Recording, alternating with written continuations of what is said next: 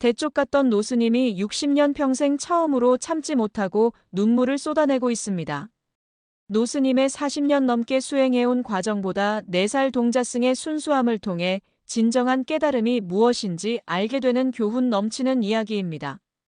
백년사의 하루는 원각 스님의 그림자에서 시작되어 그의 침묵 속에서 저물었다. 예순의 나이 40년이 넘는 세월 동안 그의 몸과 마음에는 수행의 흔적이 나이테처럼 켜켜이 새겨져 있었다. 반질반질하게 닳아버린 목탁, 굳은 살이 겹겹이 박인 무릎, 그리고 세상의 어떤 번뇌도 감히 틈입하지 못할 것처럼 깊고 고요한 그의 눈.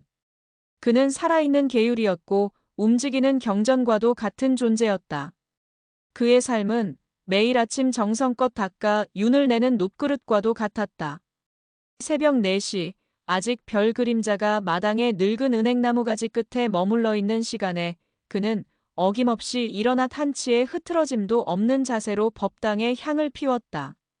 그의 손을 거치면 흐트러져 있던 경전은 칼로 자른 듯 정렬되었고 희미하던 촛불은 세상을 밝힐 듯 환하게 타올랐다.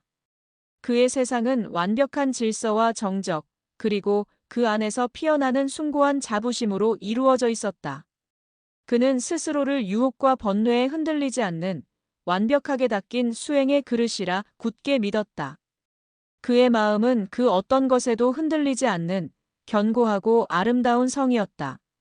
그날 아침도 여느 때와 다르지 않았다. 그는 막 새벽 예불을 마치고 자신의 처소로 돌아와 참선에 들 준비를 하고 있었다.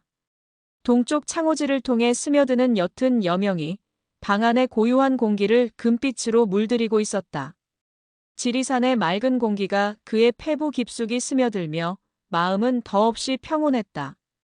그가 막 가부좌를 틀고 우주의 모든 이치와 하나가 되려는 듯 깊은 호흡을 시작하려던 바로 그 순간이었다. 토도도동 탁. 고요를 깨는 경박하고도 낯선 소리. 원각의 미간이 미세하게 찌푸려졌다. 소리는 그의 방문 바로 앞에서 들려오고 있었다. 그의 완벽한 놋그릇에 누군가 작은 돌멩이를 던진 듯한 불쾌한 파문. 그는 천천히 눈을 떴다. 그의 눈에는 수행을 방해받은 자의 서늘한 분노가 어리고 있었다. 그는 소리 없이 일어나 미닫이문에 손을 댔다. 그리고 문을 여는 순간 그의 눈에 들어온 것은 그의 60년 평생 단 한 번도 겪어보지 못한 완벽한 혼돈의 현장이었다. 4살 난 동자승, 선우였다. 아이는 며칠 전 속세의 인연이 다한 한 보살이 부처님께 맡긴다며 절에 두고 간 아이였다. 아이는 자신의 키만한 빗자루를 야구방망이처럼 거꾸로 들고 마당의 작은 조약돌을 후려치고 있었다. 토도도동 탁. 원각이 들었던 소리는 아이가 후려친 돌멩이가 마당 한가운데에 놓인 커다란 장독대에 맞는 소리였다. 아이는 돌멩이가 포물선을 그리며 날아가 장독대에 맞는 소리가 재미있다는 듯 까르르 웃음을 터뜨렸다. 그 웃음소리는 너무나도 맑고 천진했지만 원각의 귀에는 자신의 성벽을 무너뜨리는 소음처럼 신성한 도량을 어지럽히는 불경한 파열음처럼 들렸다. 네 이놈! 원각의 입에서 자신도 모르게 천둥과도 같은 호통이 터져나왔다. 아이는 난생 처음 듣는 어른의 분노에 찬 목소리에 화들짝 놀라 그 자리에 얼어붙었다.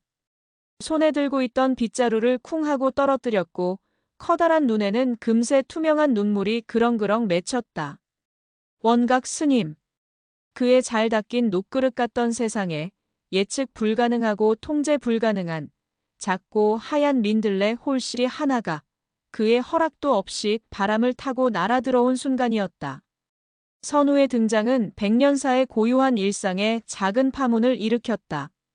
하지만 그 파문을 불편하게 여기는 이는 오직 원각 스님뿐이었다.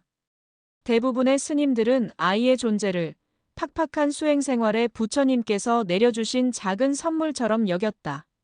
아이에게 세상은 온통 신기하고 재미있는 놀이터였다. 엄숙한 법당의 목원은 두드리면 신기한 소리가 나는 커다란 물고기 장난감이었고 스님들의 긴 염주는 재미있는 구슬 꿰기 놀이였다. 아이는 바람에 날리는 나뭇잎을 쫓아 마당을 뛰어다녔고 대웅전 기둥 뒤에 숨어 깍꿍놀이를 하며 스님들을 놀라게 했다. 그럴 때마다 스님들은 허허 웃으며 아이의 머리를 쓰다듬어 주거나 몰래 감춰두었던 곶감을 꺼내 쥐어주곤 했다. 하지만 원각에게 아이의 모든 행동은 자신의 수행을 방해하는 장애물이자 바로잡아야 할 오류였다. 그는 선우의 천진난만함 속에서 규율을 무시하는 오만함과 수행자의 본분을 망각한 나태함을 보았다. 그의 분노가 처음으로 폭발한 것은 며칠 뒤 대웅전에서 열린 저녁 참선 시간이었다. 숨소리 하나 들리지 않는 절대적인 침묵 속에서 20명이 넘는 스님들이 각자의 화두를 붙잡고 깊은 선정에 잠겨 있었다. 원각 역시 의식의 가장 깊은 곳으로 침잠하며 나라는 존재의 허망함을 관조하고 있었다. 바로 그때였다. 애취. 작지만 법당 전체를 울리는 우렁찬 재채기 소리. 선우였다. 아이는 어른들 틈에 끼어 억지로 가부좌를 틀고 앉아 있다가 지루함을 참지 못하고 꾸벅꾸벅 졸았다. 그러다 코끝을 간지리는 짙은 향 연기에 그만 참지 못하고 재채기를 하고 만 것이다. 그 소리에 몇몇 젊은 스님들의 어깨가 움찔거렸고 몇몇은 실소를 참으려 애썼다. 그리고 원각의 완벽했던 집중은 예리한 칼에 베인 비단처럼 속절없이 산산조각이 나버렸다. 원각은 눈을 번쩍 떴다. 그의 눈에는 이글거리는 분노가 담겨 있었다. 참선이 끝난 뒤 그는 다른 스님들이 모두 보는 앞에서 선우를 법당 구석으로 불렀다. 너는 어찌하여 이 신성한 공간에서 모든 대중의 수행을 방해하는 소란을 피우느냐. 원각의 목소리는 얼음장처럼 차가웠다. 선우는 커다란 눈에 눈물이 그렁그렁 맺힌 채 겁에 질려 아무 말도 하지 못했다. 아이는 그저 재채기가 왜 혼날 일인지 자신의 작은 머리로는 도저히 이해할 수 없었다. 죄송합니다. 100번, 1000번 죄송하다고 하여 흩어진 마음이 다시 모아지더냐. 너의 그 경거망동한 행동 하나가 모두의 수행을 망친다는 것을 어찌 모른단 말인가. 내 마음속의 번뇌를 다스리지 못하겠거든 차라리 법당에 들어오지 않는 것이 모두를 돕는 길이다. 그의 호된 꾸지람에 아이는 결국 의앙하고 울음을 터뜨렸다. 그 울음소리에 다른 스님들의 시선이 모두 이쪽으로 쏠렸다. 몇몇은 안타까운 눈으로, 몇몇은 불편한 눈으로 그들을 바라보았다. 원각은 더욱 난처해졌다. 그는 아이를 달래는 법을 몰랐다. 그는 그저 자신의 완벽한 질서를 어지럽힌 이 작은 혼돈의 근원을 어떻게든 제거하고 싶을 뿐이었다. 그날 밤 원각은 자신의 처소에서 잠 못 이루고 뒤척였다. 선우의 서러운 울음소리가 그의 귓가에서 떠나지 않았다. 그는 자신의 행동이 백년사의 기강을 바로 세우기 위한 정당한 행동이었다고 굳게 믿었지만 마음 한구석이 바늘로 찌르는 듯 불편했다. 그의 견고했던 성벽에 아이의 눈물이라는 아주 작은 그러나 분명한 틈이 생기기 시작하고 있었다. 그는 알지 못했다. 그 작은 틈이 머지않아 그의 성 전체를 무너뜨릴 거대한 균열의 시작이 될 것이라는 것을. 원각의 불안은 다음날 아침 현실이 되었다. 백년사의 가장 큰 어른이자 모두의 존경을 한 몸에 받는 해안 큰 스님이 그를 조용히 자신의 처소로 부른 것이다. 해안 큰 스님의 처소는 백년사에서 가장 깊고 고요한 곳, 늙은 소나무들이 병풍처럼 둘러싼 곳에 있었다. 그곳에서는 백년 묵은 차 향기와 마르지 않는 지혜의 향기가 함께 피어올랐다. 밤새 편치 않아 보이더구나. 해안 큰 스님은 따뜻한 찻잔을 내밀며 부드러운 목소리로 말했다. 그의 눈은 모든 것을 꿰뚫어 보는 듯 깊고 맑았다. 원각은 차마 고개를 들지 못했다. 소승의 수행이 부족하여 작은 아이 하나의 마음도 다스리지 못하고 소란을 피웠습니다. 송구합니다, 큰 스님. 해안 큰 스님은 말없이 차를 한 모금 마시고는 창밖에 바람에 흔들리는 대나무 숲을 바라보며 말했다. 원가가 흐르는 강물을 손으로 막을 수 있더냐? 흐르는 강물을 그릇에 담아 가둘 수 있더냐? 그것은 질문이 아니었다. 깨달음을 향한 길을 열어주는 화두였다. 아이의 마음이란 저 흐르는 강물과도 같은 것이다. 막으려 하면 넘쳐 흐르고 가두려 하면 그릇을 깨뜨리고야 말지. 어찌하여 너는 그 물을 다스리려만 하느냐? 내가 그릇이 되어 그 물을 담으려 하지 않고 내가 바위가 되어 그 물의 흐름을 막으려만 하는구나. 큰 스님은 다시 원각을 바라보았다. 흐름을 거스르지 말고 그 흐름에 너를 맡겨보거라. 아이의 마음과 함께 흘러가 보거라. 그리하면 내가 보지 못했던 새로운 풍경을 보게 될지도 모르지. 굳이 막으려 하지 않아도 강물은 스스로 갈 길을 찾아 바다에 이르는 법이니. 원각은 큰 스님의 가르침에 깊이 고개를 숙였지만 마음속으로는 온전히 받아들이지 못했다. 그의 귀에 큰 스님의 말씀은 그저 아이를 너무 엄하게 다그치지 말고 너그럽게 봐주어라라는 평범한 충고로밖에 들리지 않았다. 그의 굳어진 아집과 40년간 쌓아올린 나의 수행법이 옳다는 자만심은 큰 스님의 깊은 지혜마저 얕게 해석해버린 것이다. 큰 스님께서는 너무 자비로우시다. 하지만 이 절의 기강을 바로 세우는 것은 나의 소임이다. 저 아이의 버릇을 바로잡지 않으면 백년사 전체의 수행 분위기가 흐트러지고 말 것이다. 강물이 바다로 가는 길에 바위를 치우고 물길을 바로 내어주는 것 또한 나의 역할이다. 그는 큰 스님의 처소를 나오며 오히려 자신의 신념을 더욱 굳게 다졌다. 그는 자신이 옳다고 믿었다. 그리고 그 오만함은 그를 더 깊은 어둠 속으로, 돌이킬 수 없는 판단의 오류 속으로 이끌고 있었다. 그날 오후 사건이 터졌다.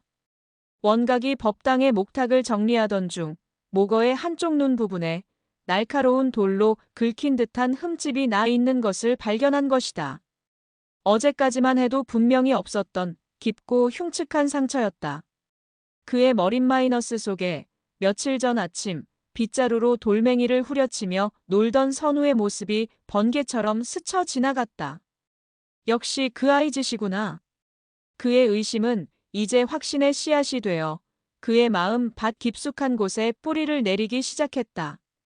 그는 분노를 억누르며 마당에서 흙장난을 하고 있는 선우에게로 향했다. 아이는 뾰족한 돌멩이 하나를 손에 쥐고 땅바닥에 삐뚤빼뚤한 동그라미를 그리고 있었다. 그 모습이 원각의 눈에는 목어의 눈을 후벼 파는 악마의 장난처럼 보였다. 원각은 선우의 손에 들린 돌멩이를 낚아채듯 빼앗아 들었다. 그의 손은 분노로 미세하게 떨리고 있었다. 이것이 무엇이냐? 그의 목소리는 겨울 산사의 바람보다도 더 차갑고 날카로웠다. 선우는 갑작스러운 상황에 놀라 아무 말도 하지 못하고 눈만 동그랗게 떴다. 아이는 그저 마당에서 예쁜 돌멩이를 주워 해님과 달림을 땅에 그리고 있었을 뿐이었다. 네 이놈! 어찌하여 부처님의 귀한 법구에 흠집을 내었느냐? 내가 저지른 짓이 얼마나 큰 죄인지 알고나 있느냐? 원각은 아이의 작은 어깨를 붙잡고 거세게 흔들었다. 아이의 작은 몸이 성난 어른의 소나귀에서 속절없이 흔들렸다. 아니에요, 제가 안 그랬어요. 선우는 울먹이며 필사적으로 고개를 저었다. 하지만 그의 결백한 외침은 이미 확신에 가득 찬 원각의 귀에 닿지 않았다. 그의 눈에 아이의 눈물은 자신의 죄를 덮으려는 교활한 연기로밖에 보이지 않았다. 내 놈의 그 눈물에 더는 속지 않을 것이다. 당장 법당으로 따라오너라. 부처님 앞에 무릎 꿇고 내 죄를 참회해야 할 것이다. 원각은 아이의 팔을 거칠게 잡아 끌어 법당으로 향했다. 아이는 발버둥 치며 울부짖었지만 어른의 힘을 당해낼 수는 없었다. 그 모습을 다른 스님들이 안타까운 눈으로 지켜보았지만 누구 하나 감히 원각을 말리지 못했다. 그의 분노는 누구도 막을 수 없는 들불처럼 타오르고 있었다. 원각은 아이를 차가운 법당 바닥에 무릎 꿇렸다. 그리고는 법당 한쪽에 세워져 있던 규율을 어긴 스님들을 징계할 때 쓰는 회초리를 들고 왔다. 짝, 짝. 날카로운 파열음과 함께 아이의 자지러지는 울음소리가 법당을 가득 메웠다. 잘못했습니다. 스님, 제가 다 잘못했어요. 아이는 고통을 이기지 못하고 하지도 않은 잘못을 빌기 시작했다. 그제야 원각은 회초리를 내려놓았다. 그는 차가운 눈으로 아이를 내려다보며 말했다. 내 마음속의 말을 다스릴 때까지 오늘 하루 이 법당에서 한 발짝도 나갈 수 없을 것이다. 그날 밤 선우는 텅 빈 법당에 홀로 남겨졌다. 아이는 어둠과 추위 속에서 퉁퉁 부은 종아리를 끌어안고 서럽게 울었다. 아이의 작은 마음 속에 처음으로 세상에 대한 두려움과 어른에 대한 원망이 싹트고 있었다. 원각은 자신의 처소에서 그 모든 것을 지켜보고 있었다. 그는 자신의 행동이 아이를 올바른 길로 인도하기 위한 어쩔 수 없는 방편이었다고 스스로를 합리화했다. 하지만 아이의 울음소리가 잦아들지 않고 밤새 이어지자 그의 마음속에서도 무언가 불편한 감정이 고개를 들기 시작했다. 그의 녹그릇에 지워지지 않을 흠집이 생기고 있었다. 그는 그 흠집을 애써 외면하려 더욱더 굳게 눈을 감았다. 다음 날 아침 더 큰 사건이 그를 기다리고 있었다. 해안 큰 스님이 세상에서 가장 아끼는 귀한 풍란의 여린 꽃잎 하나가 누군가 고의로 뜯어낸 것처럼 사라져버린 것이다. 그리고 그 난초 화분 바로 아래 작은 발자국과 함께 선우가 어제 가지고 놀던 것과 똑같은 뾰족한 돌멩이가 떨어져 있었다. 모든 증거가 한 사람을 가리키고 있었다. 원각은 더 이상 망설이지 않았다. 그는 이 작은 악마를 이 절에서 내보내야 한다고 결심했다. 이 아이는 단순한 말썽꾸러기가 아니었다. 백년사의 평화와 질서를 파괴하기 위해 들어온 마구니의 화신일지도 모른다. 그는 큰 스님에게 달려가 그동안 있었던 모든 일을 고하며 선우를 절에서 내보내야 한다고 강력하게 주장했다. 하지만 큰 스님의 반응은 예상 밖이었다. 원가가 너의 눈에는 어찌하여 찢겨진 꽃잎만 보이고 그 옆에서 밤새 이슬을 맞았을 다른 여린 잎들은 보이지 않는 것이냐? 큰 스님, 지금 저를 꾸짖으시는 겁니까? 모든 증거가 저 아이를 향하고 있습니다. 원각은 처음으로 큰 스님에게 대들었다. 큰 스님은 깊은 한숨을 내쉬었다. 증거란 무엇이냐? 내 눈에 보이는 것만이 진실이라 믿는 너의 그 오만함이 바로 너를 가리는 가장 큰 무명의 장막이니라. 원각은 큰 스님의 말을 이해할 수 없었다. 그는 분노를 사귀지 못한 채 자신의 처소로 돌아왔다. 그리고 그날 오후 그의 분노에 기름을 붓는 마지막 사건이 터지고야 말았다. 백년사의 가장 신성한 공간, 역대 조사 스님들의 영정을 모신 조사당의 하얀 벽면에 시커먼 수추로 그린 엉망진창의 낙서가 발견된 것이다. 동그라미와 삐뚤빼뚤한 선으로 이루어진 영락없는 아이의 장난이었다. 그리고 그 낙서 아래 바닥에는 미처 다 쓰지 못한 숫 조각 하나가 떨어져 있었다. 원각의 이성이 완전히 끊어졌다. 그는 당장 선우를 찾아 나섰다. 아이는 뒷산 계곡에서 얼굴과 손에 숯검댕을 잔뜩 묻힌 채 물장구를 치고 있었다. 아이는 원각을 보고는 해맑게 웃으며 손을 흔들었다. 그 순수한 미소가 원각의 눈에는 악마의 조소처럼 보였다. 그는 성큼성큼 아이에게 다가가 그의 멱살을 잡아 올렸다. 내 이놈! 내 놈이 기어이 넘지 말아야 할 선을 넘었구나. 당장 이놈을 헛간에 가두어라. 다시는 빛을 보지 못하게 할 것이다. 그의 불호령에 다른 스님들이 달려와 아이를 헛간으로 끌고 갔다. 아이는 영문도 모른 채 발버둥치며 울부짖었다. 제가 아니에요. 정말이에요. 으앙. 원각은 아이의 울음소리를 애써 외면했다. 그는 자신의 행동이 정당방위라고 이 절을 지키기 위한 어쩔 수 없는 선택이었다고 굳게 믿었다. 그는 자신의 녹그릇에 묻은 더러운 때를 마침내 닦아냈다고 생각했다. 하지만 그는 몰랐다. 자신이 닦아낸 것은 때가 아니라 그릇 자체에 새겨진 자비의 문양이었다는 것을. 그리고 그의 녹그릇은 이제 텅 비어버린 채 차가운 금속성 소음만을 내는 무용지물의 그릇이 되어가고 있다는 사실을. 그날 밤 헛간에 갇힌 아이의 울음소리가 잦아들 무렵 하늘에서 차가운 겨울비가 내리기 시작했다. 그것은 한 오만한 수행자의 마음을 적시는 참회의 비가 아니라 더 큰 비극을 예고하는 서럽고도 차가운 눈물의 비였다. 헛간의 어둠은 아이가 평생 겪어본 그 어떤 밤보다도 차갑고 끈질겼다. 밖에서는 겨울비가 추적추적 내리며 낡은 헛간 지붕의 틈새로 스며들어 아이의 얇은 옷을 축축하게 적셨다. 선우는 자신의 무릎을 끌어안고 어둠 속에서 들려오는 온갖 소리들에 귀를 기울였다. 바람에 삐걱이는 문소리, 흙바닥을 스치는 들쥐의 발소리, 그리고 멀리서 들려오는 자신을 향한 원망처럼 느껴지는 해안 스님의 기침 소리. 아이는 무서웠다. 하지만 그것은 어둠이나 추위 때문이 아니었다. 아이는 영문을 알 수 없는 자신을 향한 거대한 분노가 두려웠다. 산처럼 든든하고 겨울 햇살처럼 따뜻했던 해안 스님이 어째서 자신에게 이토록 차갑고 무서운 사람이 되었는지 아이의 작은 머리로는 도저히 이해할 수가 없었다. 자신은 그저 스님이 좋아서 스님의 관심을 받고 싶어서 서툰 장난을 쳤을 뿐인데 어째서 아이의 작은 마음은 억울함과 슬픔 그리고 혼란으로 가득 차 금방이라도 터져버릴 듯 위태로웠다. 아이는 소리내어 울지도 못하고 그저 어둠 속에서 작은 새처럼 몸을 떨었다. 같은 시각 해안은 자신의 처소에서 가부좌를 튼 채 흐트러진 마음을 다스리려 애쓰고 있었다. 하지만 그의 귀에는 빗소리를 뚫고 헛간에서 들려오는 아이의 희미한 흐느낌 소리가 파고들었다. 그 소리는 그의 마음을 바늘로 찌르는 듯 불편하게 만들었다. 그의 마음 한편에서 내가 너무 심했나 하는 미약한 후회가 고개를 들려 했지만 그는 곧 더 큰 오만함으로 그 감정을 억눌렀다. 아니다. 이것은 저 아이 안에 깃든 마가 나의 수행을 방해하기 위해 보내는 시험일 뿐이다.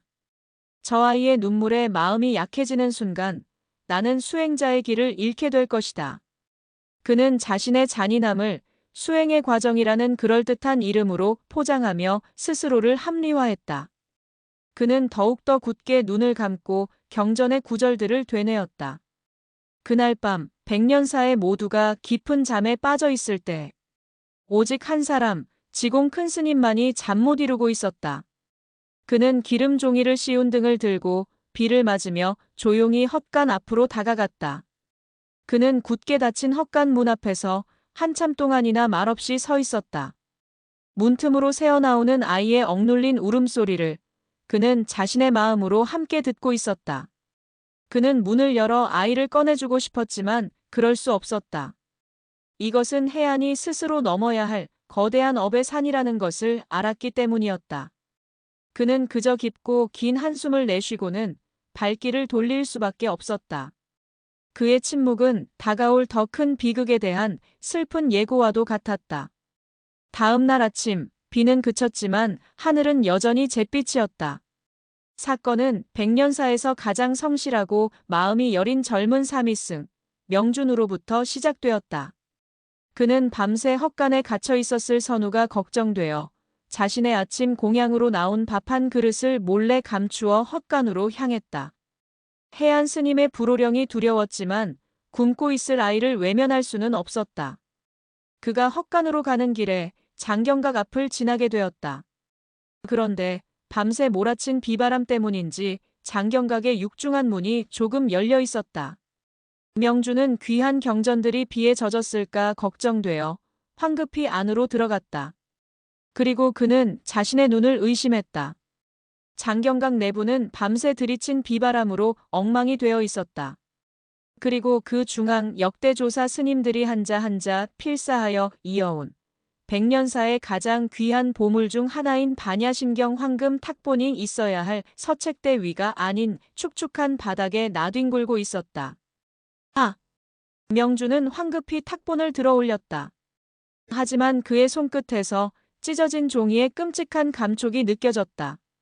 밤새 스며든 습기를 이기지 못하고 낡은 한지의 악효가 녹아내리면서 탁본의 가장 중요한 부분이 누군가 고의로 찢어낸 것처럼 길고 흉측하게 두 동강이 나 있었던 것이다. 스님! 큰일 났습니다. 경전이 반야심경이 찢어졌습니다. 명준의 절규에 가까운 외침이 고요했던 아침의 암자를 갈랐다. 소식을 듣고 가장 먼저 달려온 것은 해안이었다. 그는 처참하게 찢겨진 경전을 보고 그 자리에서 얼어붙었다. 그의 온몸에 피가 역류하는 듯했다. 이것은 단순한 훼손이 아니었다. 백년사의 역사와 정신을 향한 끔찍한 모독이자 신성 모독이었다. 그의 시선이 찢겨진 경전 옆 바닥에 찍혀있는 희미한 발자국에 고정되었다. 비온 뒤에 진흙이 묻은 작은 아이의 발자국. 그리고 그 발자국 옆에는 아이들이 가지고 노는 작은 구슬 하나가 떨어져 있었다. 선우가 며칠 전 명준에게서 받아 늘 주머니에 넣고 다니던 바로 그 구슬이었다. 모든 것이 너무나도 완벽하게 한 사람을 가리키고 있었다. 해안의 머릿속에서 이성을 붙들고 있던 마지막 끈이 툭 하고 끊어지는 소리가 났다.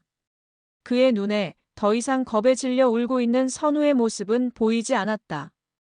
그의 눈에는 아이의 가죽을 뒤집어 쓴 채 이 신성한 공간을 비웃고 있는 거대한 악마의 모습만이 보일 뿐이었다. 네 이놈! 그의 입에서 증오와 분노로 가득 찬 짐승의 신음과도 같은 소리가 터져나왔다. 그의 이성은 완전히 마비되었다. 이제 남은 것은 악을 심판해야 한다는 광기에 가까운 신념뿐이었다. 그날 점심 공양 시간. 백년사의 공양가는 장례식장보다도 더 무겁고 살벌한 침묵에 잠겨 있었다. 모든 스님들은 묵언 수행의 규칙에 따라 조용히 바로 공양을 하고 있었지만 그들의 숟가락이 그릇에 부딪히는 소리마저 유난히 크고 날카롭게 들렸다. 공양간의 모든 공기는 폭발 직전의 화약처럼 팽팽한 긴장감으로 가득 차 있었다. 공양간 한가운데에는 밥 한 톨 없는 빈 그릇을 앞에 둔 채 작은 동자승 선우가 무릎을 꿇고 있었다. 아이는 밤새 헛간에 갇혀 있었던 탓에 얼굴은 창백했고 입술은 파랗게 질려 있었다. 아이는 사방에서 자신을 향해 쏘아지는 차가운 시선들을 감당하지 못한 채 고개를 푹 숙이고 부들부들 떨고 있었다. 해안은 밥을 먹지 않았다. 그는 마치 지옥의 판관처럼 아이의 앞에 서서 그의 모든 죄를 심판할 순간만을 기다렸다. 그의 얼굴은 감정 없이 차갑게 굳어 있었지만 그의 두 눈에서는 정이라는 이름의 광기가 푸른 불꽃처럼 이글거리고 있었다. 마침내 마지막 스님이 수저를 내려놓는 소리가 나자 해안은 공양간의 침묵을 깨고 얼음장 같은 목소리로 입을 열었다. 대중들은 들으시오. 그의 목소리는 묵언 수행을 깨는 파괴였지만 그에게는 더 이상 중요하지 않았다. 그에게 이 순간은 수행이 아니라 성스러운 전쟁이었다. 오늘 이 자리에서 우리 백년사를 더럽히고 부처님의 가르침을 모독한 하나의 거대한 죄업을 모든 대중의 이름으로 심판하고자 합니다. 그는 손가락으로 벌벌 떨고 있는 선우를 가리켰다. 저 아이는 우리가 알고 있는 순진무구한 동자승이 아닙니다. 저 아이의 마음속에는 부처님의 자비를 조롱하고 우리의 수행을 방해하려는 사악한 마구니가 깃들어 있습니다. 스님들이 술렁이기 시작했다. 몇몇은 경악했고 몇몇은 불안한 눈으로 지공 큰 스님의 눈치를 살폈다. 하지만 큰 스님은 눈을 감은 채 미동도 하지 않았다. 해안은 아랑곳하지 않고 자신이 증거라고 믿는 것들을 하나씩 열거하기 시작했다. 그의 목소리는 점점 더 커지고 분노로 가득 차기 시작했다. 저 아이는 뾰족한 돌멩이로 목어에 흠집을 내었으며 큰 스님의 귀한 난초를 찢었습니다. 또한 신성한 조사당의 벽에 수추로 낙서를 하는 죄를 저질렀습니다. 그는 잠시 숨을 골랐다. 그리고는 아침에 있었던 끔찍한 사건을 마치 선고문처럼 낭독했다. 그리고 마침내 어젯밤에는 장경각에 숨어들어 우리 백년사의 정신과도 같은 반야심경 탁본을 두 동강으로 찢어놓는 천인공노할 만행을 저질렀습니다. 공양가는 완벽한 충격에 휩싸였다. 스님들은 믿을 수 없다는 표정으로 울고 있는 선우를 바라보았다. 그들의 눈빛 속에서 아이를 향한 동정과 연민이 사라지고 그 자리에 차가운 의심과 분노가 싹트기 시작했다. 아니에요. 제가 안 그랬어요. 흑흑 정말이에요. 선우는 필사적으로 변명했지만 아이의 작은 목소리는 해안의 확신에 찬 분노 앞에서 힘없이 부서져 내렸다. 이 모든 것이 저 아이의 소행이라는 증좌가 여기에 있습니다. 해안은 품에서 모거를 긁었던 돌멩이와 장경각에서 발견된 구슬을 꺼내 마치 전리품처럼 높이 치켜들었다. 더 이상 저 아이의 가증스러운 눈물에 속아서는 아니 됩니다. 저 아이를 이 절에서 내쫓아 백년사의 청정한 기풍을 바로 세워야만 합니다. 그의 선동적인 외침에 몇몇 젊은 스님들이 동조하기 시작했다. 옳죠. 저런 아이를 절에 들인 것부터가 잘못이었소. 당장 내보내야 합니다. 공양가는 순식간에 한 아이를 향한 거대한 종교 재판의 현장으로 변해버렸다. 선우는 사방에서 쏟아지는 의심과 분노의 눈초리 속에서 완전히 혼자가 되었다. 아이는 너무나도 무섭고 억울해서 숨조차 제대로 쉴 수 없었다. 아이의 작은 세상이 통째로 무너져 내리고 있었다. 그 모든 광경을 눈을 감고 있던 지공 큰 스님의 뺨 위로 뜨거운 눈물 한 줄기가 소리 없이 흘러내리고 있었다. 바로 그 순간 공양간의 문이 거칠게 열리며 법고를 담당하는 노역승이 하얗게 질린 얼굴로 뛰어들어왔다. 스님, 큰일 났습니다. 그의 목소리는 다급함을 넘어 공포에 가까웠다. 법고가 찢어졌습니다. 그 외침은 광기로 가득 찼던 공양간에 새로운 차원의 충격과 전율을 던지고 있었다. 백년사의 아침을 여는 장엄하고 웅장한 법고 소리가 울려 퍼지지 않았다. 대신 법고를 치는 노욕을 맡은 스님의 다급한 외침이 새벽의 정적을 갈랐다. 법고가 찢어졌습니다. 모든 스님들이 법고가 있는 고루로 달려갔다. 그리고 그곳에서 믿을 수 없는 광경을 목격했다. 수백 년 된 소가죽으로 만들어져 그 어떤 풍파에도 끄떡없을 것 같았던 거대한 법고의 한가운데가 예리한 칼로 그은 것처럼 길고 흉측하게 찢어져 있었던 것이다. 그것은 어제 일어났던 반야심경 훼손 사건에 대한 명백한 조롱이자 선전포고처럼 보였다. 스님들은 모두 할 말을 잃었다. 그리고 그들의 시선은 약속이나 한 듯 한 사람에게로 향했다. 해안이었다. 보시오, 큰 스님. 이것이 바로 그 증거입니다. 해안은 마치 승전고라도 울리는 장군처럼 큰 소리로 외쳤다. 제가 어제 저 아이를 심판하자 그 안에 깃든 마구니가 보란듯이 이런 끔찍한 짓을 또 저지른 것입니다. 이제 제 말이 믿어지십니까? 그의 말에는 일말의 의심도 없었다. 이 완벽한 타이밍의 사건은 그의 모든 의심과 주장이 옳았다는 것을 증명하는 하늘의 계시처럼 느껴졌다. 다른 스님들 역시 더 이상 선우를 감싸주지 못했다. 그들의 마음속에도 설마 했던 의심이 역시나 하는 확신으로 변해가고 있었다. 해안은 당장 헛간으로 달려가 공포에 질려 웅크리고 있는 선우의 멱살을 잡아 끌고 나왔다. 내 이놈! 내 놈의 악행이 어디까지인지 오늘 끝을 보고야 말겠다. 그는 아이를 찢겨진 법고 앞으로 끌고 갔다. 보아라! 이것이 내 놈이 저지른 짓이다. 이 신성한 법고를 찢어놓고도 내가 감히 부처님의 제자라 할 수 있단 말이냐? 제가 아니에요. 정말이에요. 선우는 이제 울음조차 나오지 않았다. 아이는 그저 넋이 나간 사람처럼 아니라는 말만 되풀이할 뿐이었다. 해안은 선우를 헛간에 다시 가두었다. 그리고는 굵은 빗장을 걸어 잠갔다. 저 아이의 마음속에서 마구니가 사라질 때까지 그 누구도 저 아이와 말을 섞거나 음식을 주지 마라. 이것은 나의 명이다. 그의 광기 어린 분노 앞에 이제 그 누구도 이의를 제기하지 못했다. 백년사는 한 사람의 굳어진 확신이라는 거대한 어둠에 완전히 잠식당하고 있었다. 그날 밤 해안은 자신의 처소에서 그 어느 때보다도 깊은 선정에 잠기려 애썼다. 그는 자신의 행동이 부처님의 뜻을 받들어 절의 기강을 바로 세운 정의로운 행동이었다고 굳게 믿었다. 하지만 그의 마음은 이상하게도 평온하지 않았다. 오히려 거친 파도가 치는 바다처럼 소란스럽고 불편했다.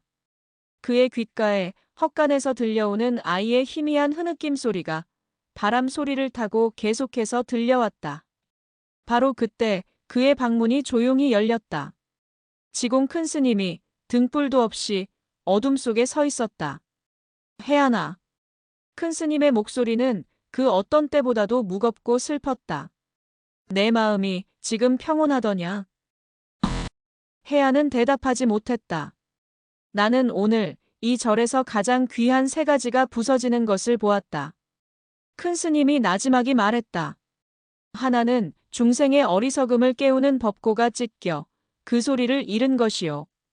둘은 부처님의 지혜가 담긴 경전이 찢겨 그 빛을 잃은 것이며, 셋은 천진한 동자의 마음이 찢겨 그 웃음을 잃은 것이다. 그는 어둠 속에서 해안을 향해 한 걸음 다가왔다. 내 너에게 화두 하나를 내리겠다, 해안아. 이 세 가지 찢겨진 것들 중에 과연 어떤 것이 가장 아프고 어떤 것이 가장 슬프며 어떤 것이 진정으로 부서진 것이더냐? 그것은 단순한 질문이 아니었다. 해안에 닫혀버린 마음의 문을 향해 던지는 마지막 기회이자 경고였다. 하지만 해안의 어리석음은 그 마지막 기회마저 걷어차 버렸다. 그야 당연히 사악한 마에 물들어 부서져 버린 저 아이의 마음이 가장 슬픈 것이 아니겠습니까? 저는 지금 그 마음을 바로잡기 위해 어리석은 놈! 큰 스님의 입에서 처음으로 천둥과도 같은 호통이 터져나왔다. 내 놈의 눈은 어찌하여 바깥으로만 향해 있는 것이냐?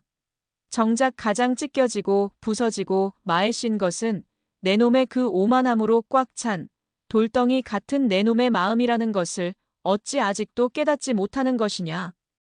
큰 스님의 일갈은 비수가 되어 해안의 심장에 박혔다. 곧 거대한 비바람이 이 산을 덮칠 것이다. 그 비바람이 지나간 뒤에 진정으로 부서진 것이 무엇인지 내 놈의 눈으로 직접 확인하게 될 게야. 부디 그 부서진 것이 내 놈의 영혼이 아니기를 바랄 뿐이다. 그 말을 끝으로 큰 스님은 어둠 속으로 사라졌다. 해안은 홀로 남아 큰 스님의 마지막 말을 되뇌었다. 그의 견고했던 확신의 성벽에 처음으로 아주 작은 신랏 같은 균열이 생기기 시작했다. 큰 스님의 예언은 현실이 되었다. 그날 밤 자시가 넘어서자 하늘의 구멍이라도 뚫린 듯 미친 듯이 비가 쏟아지기 시작했다. 장마철에도 보기 힘든 거대한 폭풍우였다. 바람은 굶주린 짐승처럼 울부짖으며 백년사의 낡은 건물들을 집어삼킬 듯 몰아쳤다. 수백 년 묵은 아름드리 나무가 비명을 지르며 부러져 나갔고 산빛 아래서는 흙더미가 무너져 내리는 소리가 천지를 진동했다. 스님들은 모두 잠에서 깨어 비바람으로부터 법당과 경전을 지키기 위해 사투를 벌였다. 그 아비규환의 현장 속에서 해안은 멍하니 자신의 처소에 앉아 있었다. 그의 마음속에서는 하늘의 폭풍우보다 더 거센 혼돈이 휘몰아치고 있었다. 그의 귓가에는 빗소리와 바람소리, 그리고 헛간에 갇힌 선우의 희미한 울음소리가 뒤섞여 들려왔다. 그는 아이를 헛간에서 꺼내와야 한다는 것을 머리로는 알았지만 자신의 신념과 자존심이 그의 발을 떼지 못하게 만들었다. 아니다.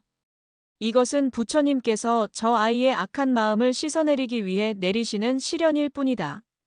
그는 애써 그렇게 자신의 불안을 외면했다. 바로 그 순간이었다. 콰르르름. 하늘이 찢어지는 듯한 거대한 번개 소리와 함께 암자 뒤편에서 무언가 거대한 것이 무너져 내리는 굉음이 들려왔다. 스님들의 비명소리가 사방에서 터져나왔다. 해안은 불길한 예감에 휩싸여 비를 뚫고 밖으로 뛰쳐나갔다. 그리고 그는 자신의 눈을 의심했다. 벼락을 맞은 것은 다름 아닌 고루였다.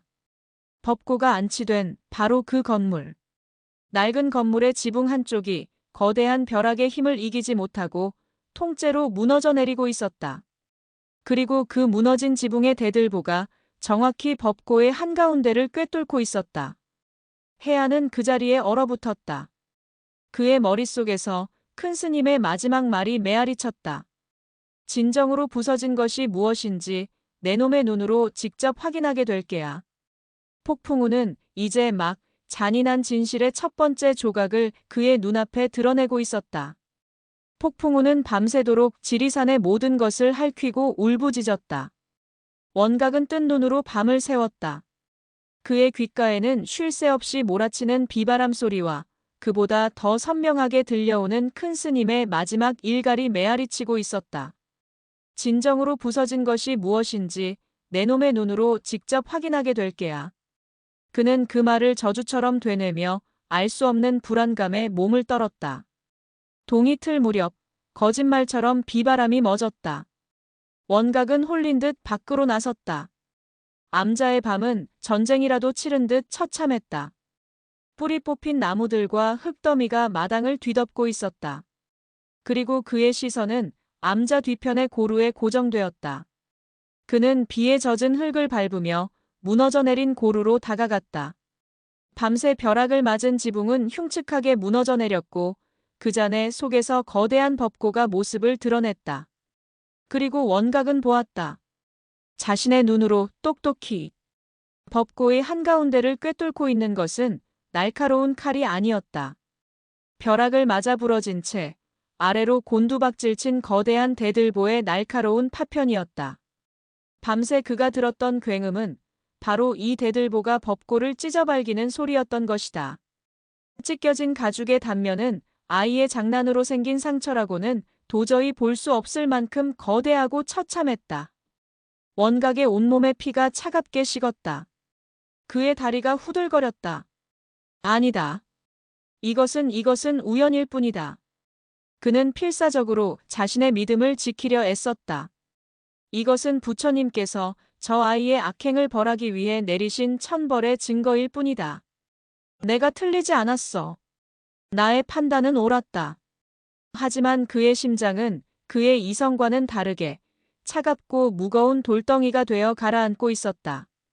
그의 견고했던 확신의 성벽에 처음으로 뚜렷하고도 깊은 균열이 생기기 시작했다. 그는 찢겨진 법고 앞에서 떠오르는 아침 해를 보며 자신의 영혼이 깊은 밤속으로 침잠하고 있음을 느꼈다. 다른 스님들이 참혹한 광경을 보고 몰려들었다. 모두가 할 말을 잃고 망연자실해 있을 때 젊은 사미승 명준이 조심스럽게 입을 열었다.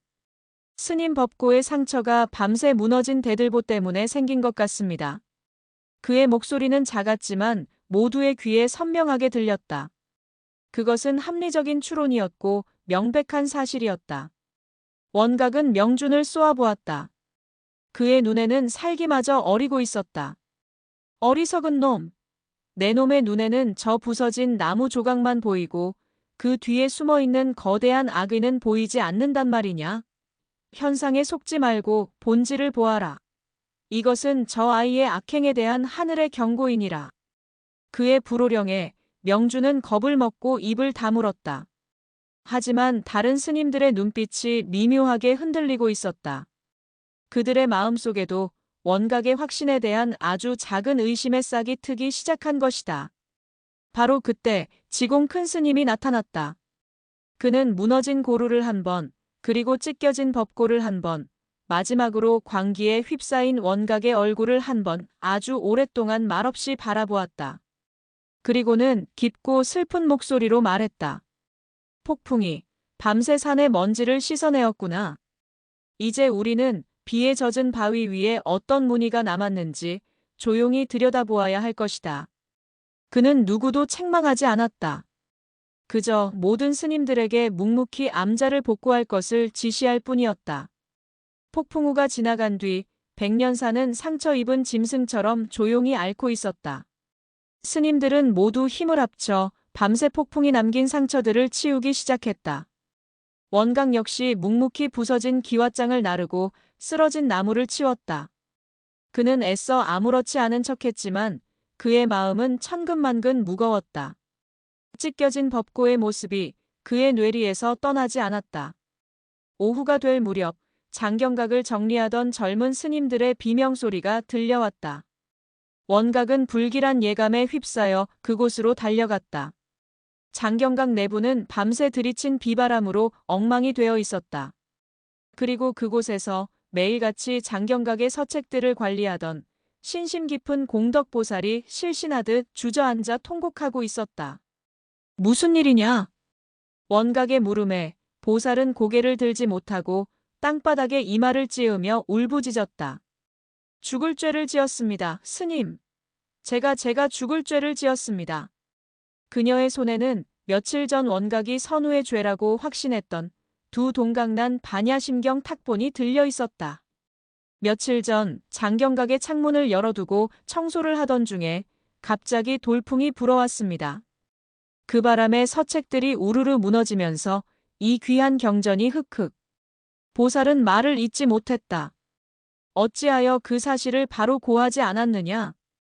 원각 스님의 불호령이 너무나도 두려웠습니다. 보살은 흐느끼며 말했다. 평소 스님의 엄격하신 성정을 알기에 이 귀한 것을 훼손했다는 죄를 감당할 수가 없었습니다. 그래서 저도 모르게 그 자리에 다시 가져다 두었을 뿐인데 일이 이토록 커질 줄은, 어린 동자승에게 이런 끔찍한 누명을 씌우게 될 줄은 정말 몰랐습니다. 원각은 그 자리에 얼어붙었다. 그의 머릿속이 하얗게 비어버렸다.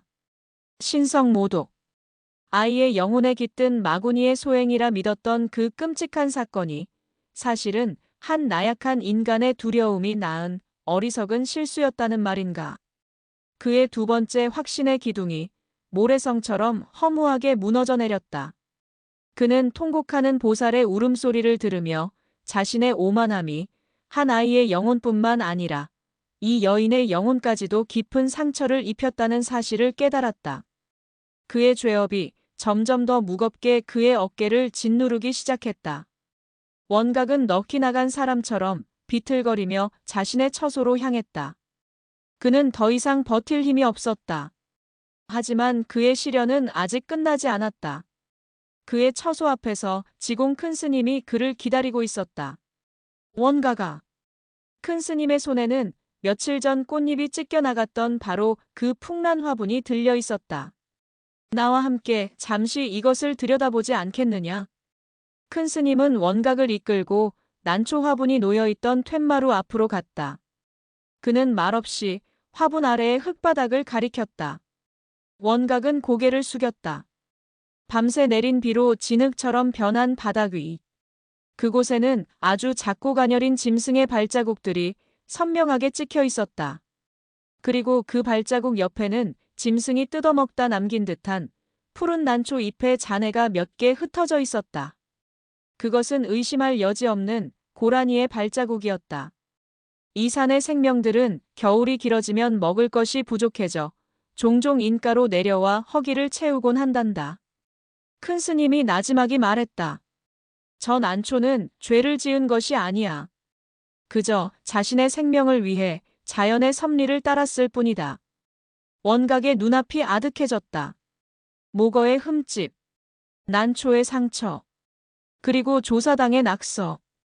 그의 머릿속에서 모든 증거들이 힘을 잃고 흩어지고 있었다. 목어의 흠집은 낡은 목재가 건조한 날씨에 갈라진 것일 수도 있었다. 조사당의 낙서는 숯을 가지고 놀던 아이의 아무런 악에 없는 장난이었을 뿐이었다. 그가 아이의 죄라고 확신했던 모든 사건들이 사실은 자연의 섭리이거나 인간의 실수이거나 혹은 아이의 순수한 장난이었을 뿐이다. 그 어디에도 그가 상상했던 악의는 존재하지 않았다. 진짜 악의는 바로 그 자신의 마음속에 있었다. 의심이라는 이름의 악의, 오만이라는 이름의 악의, 편견이라는 이름의 악의. 그는 자신의 마음속에 있는 괴물을 보지 못하고 그 괴물의 형상을 4살짜리 어린아이에게 덧씌워 그토록 잔인하게 짓밟아왔던 것이다. 모든 것이 무너져 내렸다. 그의 40년 수행도, 그의 녹그릇 같던 자부심도, 그의 강철 같던 신념도. 그는 더 이상 서 있을 수 없었다. 그는 그 자리에 무릎을 꿇고 마른 흙바닥에 두 손을 짚었다. 그의 입에서 짐승의 울음 같은 꺽꺽거리는 신음이 터져나왔다. 원각은 자신의 처소로 돌아와 문을 걸어 잠갔다. 그는 방 한가운데에 죄인처럼 무릎을 꿇고 앉았다. 그의 머릿속에서 지난 며칠간의 기억이 지옥도처럼 펼쳐졌다. 그의 눈에 뾰족한 돌멩이를 들고 해맑게 웃던 선우의 얼굴이 떠올랐다. 그의 귀에 회초리를 맞으며 자지러지게 울부짖던 아이의 비명이 들려왔다. 그의 손끝에 아이의 작고 연약한 어깨를 거칠게 움켜쥐었던 그 감각이 되살아났다. 공양간에서 수많은 스님들 앞에서 아이를 마군이라 부르며 심판하던 자신의 추악한 목소리가 그의 뇌리를 떠나지 않았다. 그는 괴물이 되어 있었다. 부처님의 가르침을 수호한다는 명분 아래 그는 가장 연약하고 순수한 존재에게 씻을 수 없는 폭력을 행사한 괴물이었다. 그의 40년 수행은 대체 무엇이었는가? 그는 경전의 모든 글자를 외웠지만 그 안에 담긴 가장 기본적인 가르침, 자비라는 두 글자는 배우지 못했던 것이다. 그의 놋그릇은 처음부터 비어 있었다. 아니, 비어 있는 것이 아니었다. 그 안에는 깨달음과 자비 대신 나만이 옳다는 오만함과 나와 다른 것은 틀렸다는 어리석은 아집만이 뱀처럼 또아리를 틀고 있었을 뿐이다. 으흐흑, 으아아. 마침내 그의 입에서 억눌렸던 울음이 터져나왔다. 그것은 그냥 우는 것이 아니었다. 한 인간이 자신의 60평생을 통째로 부정하며 자신의 영혼이 무너져 내리는 것을 느끼며 흘리는 처절한 참회의 절규였다. 그는 어린 시절 부모님을 여의었을 때도 울지 않았다. 그는 혹독한 수행 과정에서 살을 애는 고통 속에서도 눈물을 보이지 않았다. 그는 자신의 감정을 억제하고 흐트러짐 없는 모습을 유지하는 것이 강인한 수행자의 길이라 믿었다. 하지만 지금 그는 무너져 내렸다. 자신이 쌓아 올린 모든 것이 한낱 모래성이었다는 것을 깨달은 순간 그는 더 이상 버틸 수 없었다. 그는 어린아이처럼 바닥을 구르며 통곡했다. 자신의 어리석음을 향해, 자신의 잔인함을 향해, 그리고 헛간에 갇혀 공포에 떨고 있을 작은 아이를 향한 미안함에 그는 밤이 새도록 울고 또 울었다. 그의 60년 인생 첫 번째 눈물이었다. 밤이 지나고 폭풍우가 남긴 상처 위로 서글픈 여명이 밝아왔다. 원각은 뜬 눈으로 밤을 새웠다. 그는 더 이상 잠을 잘 수도 경전을 읽을 수도 참선을 할 수도 없었다. 그의 40년 수행은 그의 60해 인생은 하룻밤 사이에 공허한 재가 되어 흩어져 버렸다. 그의 놋그릇은 깨졌다. 날카로운 파편만이 남아 그의 내면을 사정없이 헤집고 있었다. 그는 자신의 방 안에 갇힌 죄수였다. 방 안의 모든 사물이 그를 고발하는 증거처럼 보였다. 수십 년간 손때를 묻혀온 경전들은 그의 무지를 비웃는 듯했고 반질반질하게 닦인 목탁은 그의 마음속에 가득 찬 소음을 질책하는 듯했다.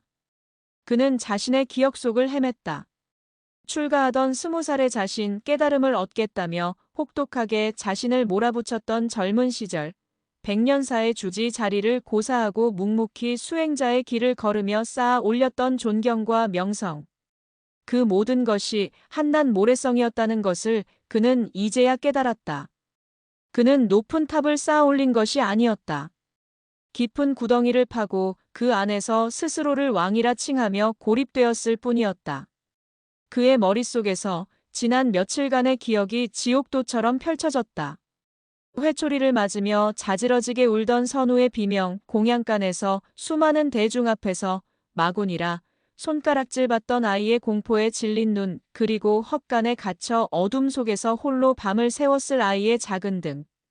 그 모든 기억의 파편들이 수천 개의 유리 조각이 되어 그의 심장을 찔렀다. 나는 괴물이었다. 부처님의 가르침을 수호한다는 명분 아래 그는 가장 연약하고 순수한 존재에게 씻을 수 없는 폭력을 행사한 괴물이었다. 그의 40년 수행은 대체 무엇이었는가?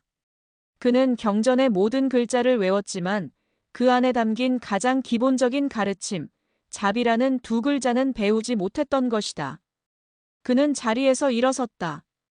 그의 걸음은 천근만근의 족쇄를 찬 죄수처럼 무겁고 위태로웠다. 그는 자신의 처소를 나와 비에 젖은 흙마당을 가로질러 헛간으로 향했다. 그 짧은 길이 그에게는 지옥의 9관문을 지나는 것보다 더 멀고 고통스럽게 느껴졌다. 그의 발걸음 하나하나가 지난밤에 오만했던 자신의 모습을 후회하는 참회의 몸짓이었다. 마당을 지나치는 그의 모습을 본 젊은 스님들은 감히 말을 걸지 못하고 고개를 숙였다. 어제까지만 해도 경외와 두려움의 대상이었던 노스님의 얼굴에는 이제 깊이를 알 수 없는 거대한 슬픔과 수치심만이 가득했기 때문이다. 그는 헛간을 가두고 있던 굵은 빗장을 자신의 손으로 직접 내렸다. 끼잉 마이너스. 오랜 시간 닫혀있던 문이 무거운 신음소리를 내며 열렸다. 어둡고 축축한 헛간 구석. 선우는 집더미 위에서 자신의 무릎을 끌어안은 채 웅크리고 있었다. 아이는 밤새 울다 지쳐 웅크린 자세 그대로 잠이 들어 있었다. 아이의 창백한 얼굴에는 아직 마르지 않은 눈물 자국이 어지럽게 얽혀 있었다. 얇은 승복은 밤새 스며든 냉기로 축축하게 젖어 아이의 작은 몸을 더욱 왜소하게 만들었다. 그 모습을 본 원각의 심장이 다시 한번 갈갈이 찢겨나가는 듯 했다. 그는 헛간 안으로 들어가지 않았다. 감히 저 순수한 공간을 자신의 더러운 발로 더럽힐 수가 없었다. 대신 헛간의 차갑고 더러운 흙바닥 위. 아이가 잠든 것을 확인하고 그는 천천히 그리고 경건하게 자신의 몸을 바닥에 내던졌다. 오체투지. 불교에서 행하는 가장 낮은 자세의 가장 극진한 예법. 두 무릎과 두 팔꿈치 그리고 이마를 땅에 대어 자신을 무한히 낮추고 상대를 향한 절대적인 존경과 참회를 표하는 의식이었다. 60평생 수많은 불자들의 절을 받아왔던 노스님이 이제 4살짜리 어린 동자승을 향해 자신의 모든 것을 내려놓고 엎드린 것이다. 그의 이마가 차갑고 축축한 흙바닥에 닿았다. 흙냄새와 곰팡이 냄새, 그리고 자신의 죄업의 냄새가 코끝을 찔렀다. 그는 그 굴욕과 고통 속에서 자신의 죄를 은조렸다. 그는 한 번으로 그치지 않았다. 그는 일어나고 다시 엎드리기를 반복했다. 그의 이마에서는 피가 배어나와 흙과 뒤섞였다. 그가 흐느낌에 말을 잇지 못하고 어깨를 떨던 순간 부스럭거리는 소리에 잠이 깬 선우가 눈을 비비며 그를 바라보았다. 아이는 겁을 먹고 뒷걸음질 쳤다. 어제 자신을 가두었던 무서운 스님이 왜 저러고 있는지 아이는 알 수 없었다. 원각은 고개를 들지 못했다. 미안하다, 내가 잘못했다. 그의 목소리는 땅속에서 들려오는 것처럼 깊고 처절하게 떨리고 있었다. 선우는 어리둥절했다. 아이는 참회나 죄 같은 어려운 단어를 알지 못했다. 아이의 눈에는 그저 세상에서 가장 무섭던 스님이 자신 앞에서 아주 많이 아프게, 서럽게 울고 있는 모습만이 보일 뿐이었다. 아이는 잠시 망설이다가 조심스럽게 잠든 스님에게 다가갔다. 그리고는 자신의 작은 손으로 떨고 있는 원각의 거대한 등을 토닥토닥 두드려 주었다. 스님, 울지 마세요. 아이의 목소리는 새벽의 이슬처럼 맑고 깨끗했다. 스님, 울면 저도 눈물 나요. 그 순간 원각은 깨달았다. 자신이 평생을 찾아 헤맸던 깨달음이 두꺼운 경전 속이나 고통스러운 참선 속에 있었던 것이 아니라는 것을. 진정한 부처의 마음은 바로 지금 자신의 등을 토닥이는 이 작은 아이의 손길 속에, 이 순수한 위로의 말 한마디 속에 모두 담겨 있었다는 것을. 그는 아이의 따뜻한 손길 아래서 다시 한번 소리 없이 눈물을 흘렸다. 이번에는 참회의 눈물이 아니었다. 그것은 구원의 눈물이었다. 그날 이후 백년사에는 기묘한 변화가 찾아왔다. 백년사에서 가장 엄격하고 무섭던 원각 스님이 4살짜리 동자승 선우의 그림자가 된 것이다. 그는 더 이상 아이를 꼬집거나 가르치려 들지 않았다. 대신 그는 아이의 뒤를 조용히 따라다니며 아이의 모든 행동을 경이로운 눈으로 지켜보고 배우기 시작했다. 그에게 선우는 더 이상 어린아이가 아니었다. 자신의 어리석음을 깨우쳐준 세상에서 가장 위대한 스승이었다. 원각은 선우를 통해 경전 속 죽은 글자들이 아닌 살아있는 가르침을 배웠다. 하루는 선우가 공양간에서 얻은 꿀떡을 개미들이 지나가는 길목에 잘게 부수어 놓아주고 있었다. 왜 그리 하느냐? 원각이 묻자 아이는 당연하다는 듯이 대답했다. 개미 아가들도 배고프잖아요. 같이 먹어야죠. 원각은 그 모습에서 나눔의 의미를 배웠다. 그는 평생 자신에게는 엄격했지만 타인에게 무언가를 나누는 데에는 인색했다. 그는 보시를 복을 쌓기 위한 방편으로만 여겼을 뿐 저 아이처럼 순수한 마음으로 행해본 적이 없었던 것이다.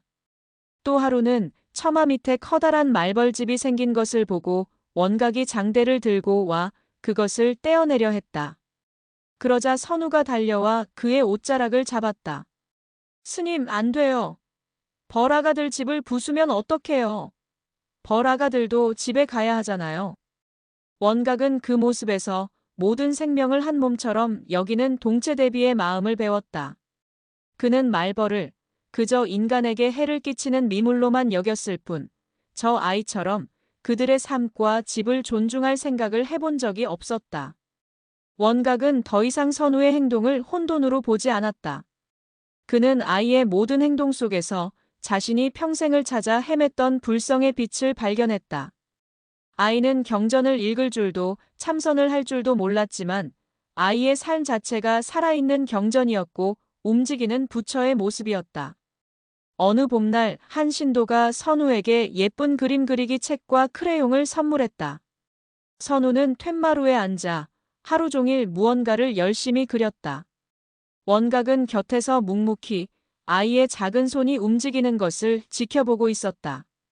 그림이 완성되자 선우는 자랑스럽게 그것을 원각에게 내밀었다.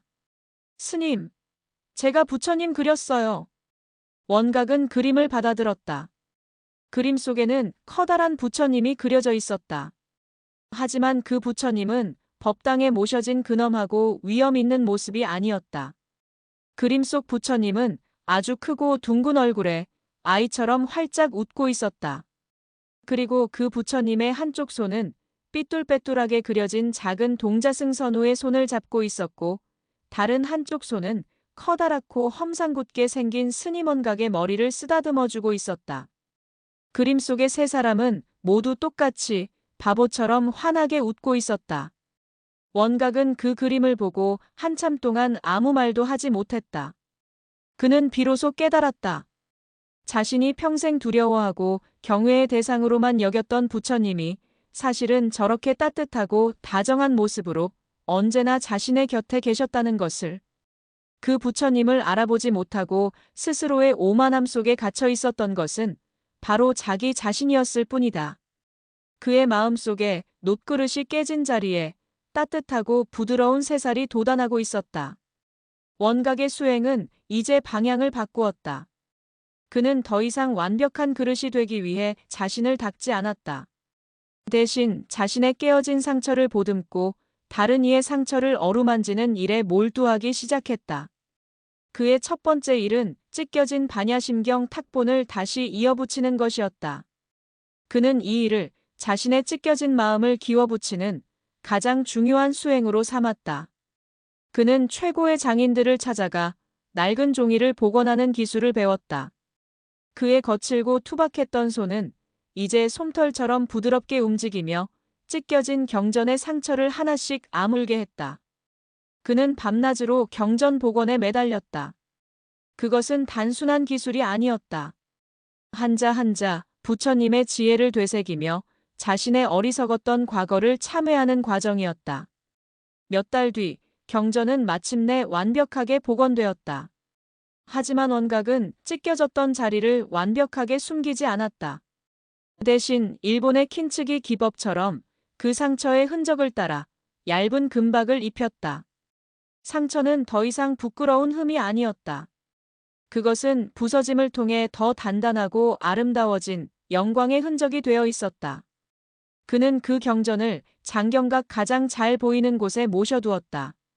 그리고 그 경전을 볼 때마다 자신의 어리석음을 경계하고 새로운 깨달음의 길을 되새겼다. 그의 다음 일은 백년사의 모든 대중 앞에서 자신의 과오를 고백하는 것이었다.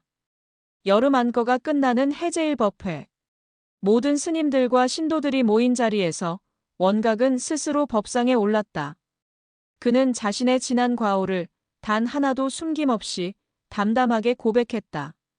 자신의 오만함이 어떻게 의심을 낳았고 그 의심이 어떻게 한 어린아이에게 씻을 수 없는 상처를 주었는지, 그리고 그 모든 과정 속에서 자신이 어떻게 더 큰 가르침을 얻게 되었는지. 소승은 지난 40년간 저 높은 곳에 계신 부처님만을 보려 애썼습니다. 하지만 정작 진짜 부처님은 제 발밑 가장 낮은 곳에서 작은 아이의 모습으로 저를 기다리고 계셨습니다. 그는 법상에서 내려와 대중들 사이에 앉아있는 선우에게로 다가갔다. 그리고는 모든 사람이 보는 앞에서 아이를 향해 깊이 허리를 숙여 합장했다. 선우 스님, 어리석은 늙은 중생에게 가장 큰 가르침을 주시어 참으로 고맙습니다. 그 모습을 본 모든 대중들의 눈시울이 뜨거워졌다. 그들은 한 수행자의 가장 치욕적인 고백 속에서 가장 숭고한 깨달음의 순간을 목격하고 있었다. 다시 겨울이 찾아왔다. 온 산이 하얀 눈으로 뒤덮인 어느 날 아침, 원각은 선우의 손을 잡고 마당을 거닐고 있었다. 선우는 이제 제법 키가 자라 원각의 허리춤까지 오게 되었다. 그때 선우가 손가락으로 마당 한가운데에 늙은 매화나무를 가리켰다. 스님, 저기 보세요. 원각의 시선이 아이의 손끝을 따라갔다. 그리고 그는 보았다. 온 세상이 하얀 눈과 얼음으로 뒤덮인 그 혹독한 추위 속에서 앙상한 매화나무의 마른 가지 끝에 기적처럼 붉은 꽃망울 하나가 수줍게 피어 있는 것을.